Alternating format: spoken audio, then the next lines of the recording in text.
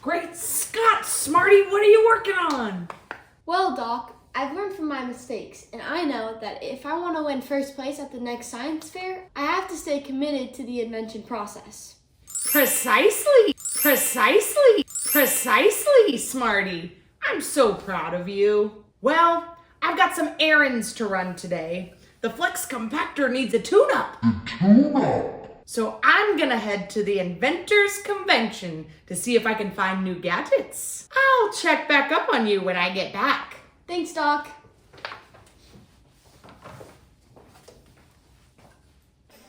Let's see, I need a spring, a digital clock, and maybe a Q-tip? No, Q-tips aren't right. Ooh, what is this? This would be perfect for Smarty. I'll take that. Oh, this too. She could totally use this in the invention process. Whoa, what is that? This is incredible. Smarty could definitely use this. All right, I've got lots of stuff. Let's bring it back to Smarty. Oh, hey, Doc. How'd it go? Did you have any luck at the Inventors Convention? Did you find what you were looking for? Yes. Well, no. I went to the Inventors Convention to find stuff for me and for my invention. But I ended up getting a whole basket full of things for you. Wow, Doc, you didn't have to do that. Thanks so much. Whoa. You know, Doc, you've always been so supportive of me, even when I mess up. Multiple times. Yes, multiple times. But you still believed in me. Smarty, I have always believed in you, and I am committed to see you succeed. Why? I mess things up all the time. Because I see the future when I look at you, Smarty. You represent future inventors everywhere. When I help you succeed, I'm ensuring that the future of invention will last through the next generation. Wow, that's deep. I guess I never looked at myself as the future of invention. I'm so glad I have you, Doc, to remind me that my inventions aren't just for me, but for all the inventions that come after me. This reminds me of a story in the Time Traveler's Guide. The Bible. Do you want to hear it? Of course I do. I've learned a lot from King David and King Solomon these past few weeks. Hey guys, we have learned a lot over the last 5 weeks about Solomon building a temple, and then we went even further back in time and we learned all about his father, King David. And King David had some ups and some downs. He had some good days and he had some bad days. But if there was one thing that King David was for sure, he was committed to seeing God's plan of building the temple come to life. Let's jump back in this week in 1 Chronicles 22, verse 5. David is talking about his son Solomon. David said, "My son Solomon is young. He's never done anything like this before. The house that will be built for the Lord should be very grand and beautiful and wonderful. All the nations should consider it to be famous and beautiful. I'll get things ready for it." So David got many things ready before he died.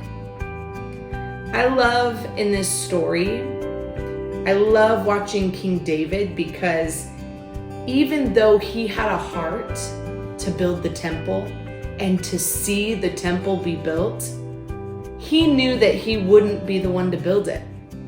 And that could have made David really disappointed or even a little bummed out. But David chooses to stay committed. David chooses to continue to say yes to God. In verse 14 through 17, David says this to Solomon: "I've tried very hard to provide for the Lord's temple. I've provided 3,750 tons of gold and 37,500 tons of silver. I've provided more bronze and iron than anyone can weigh. I've also given plenty of wood and stone. You can add to it. You have a lot of workers. You have people who can cut stones and people who can lay stones. You have people who can work with wood. You also have people who are skilled in every other kind of work. You have more workers than anyone can count. So begin the work. May the Lord be with you. Then David ordered all of Israel's leaders to help his son Solomon. As we talked about earlier, David would not live long enough to see the temple built with his physical eyes. But David could see the future in his son Solomon. He knew that in order for God's plan to be complete, he would need to stay the course, stay committed to the plan to build God's house. King David gave Solomon one last instruction in verse 19. So be committed to the Lord your God with all your heart and soul. Start building the temple of the Lord. Today, I want to give all of you the same instructions that King David gave Solomon. Be committed, give God your yes, and let's start building God's house. Wow, Doc. I love learning the story about Solomon building the temple. It has really encouraged me not to give up and reminds me of the important role I play in the future of invention. Also, the person telling the story looks a lot like you, Doc. Are you guys related? Great Scott, Smarty! It was me. Doc is just a character that I play. And Smarty is just a character that Macy plays. This week we're learning all about how David was committed to seeing that the temple of God was built. Macy and I have been committed to making sure that you learn all about how you can make a difference in the lives of others. Sometimes when we do a big project like this and we are going, hey, we're gonna build a really big building, sometimes as kids, we can feel like that seems really big or that's too big for me. But I want you to know that with God's help, nothing is too big for you. And I want you to know that you are some of my very favorite people at this church. And I believe in you, and I love you, and I know that God wants to use you to help build his house.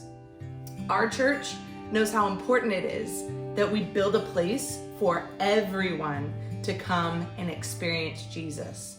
So that's why we've been taking you through a journey, through time, through goofy skits, and through funny videos, but also we've been taking you through a journey in your journey guide, where you've been discussing what are some things that I'm good at?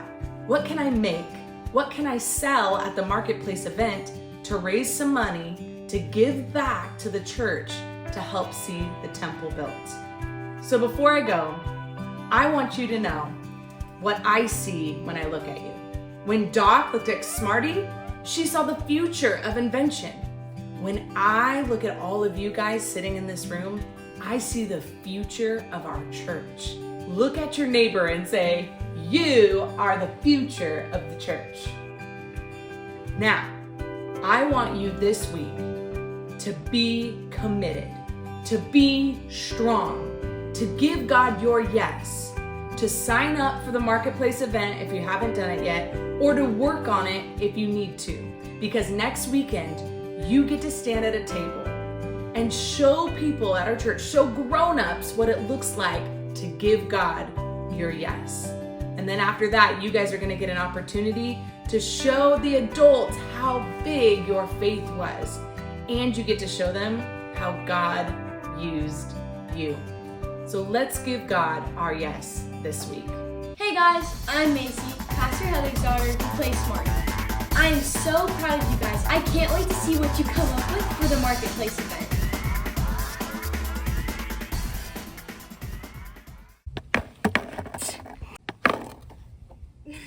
Oh, you want me to come see it right now? Sure. Wait, what is it? This is what, great Scott, Smarty, pay attention. When you compress, first rated, pretend like you circled the one.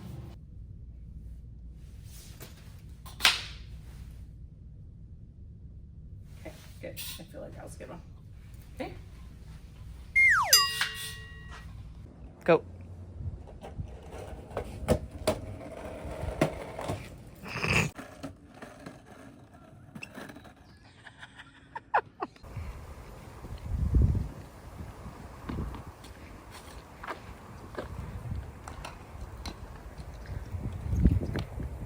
Oh, that's awkward. And that's all for our vlog today. Peace out. Oh wow. This is so cute. Ow.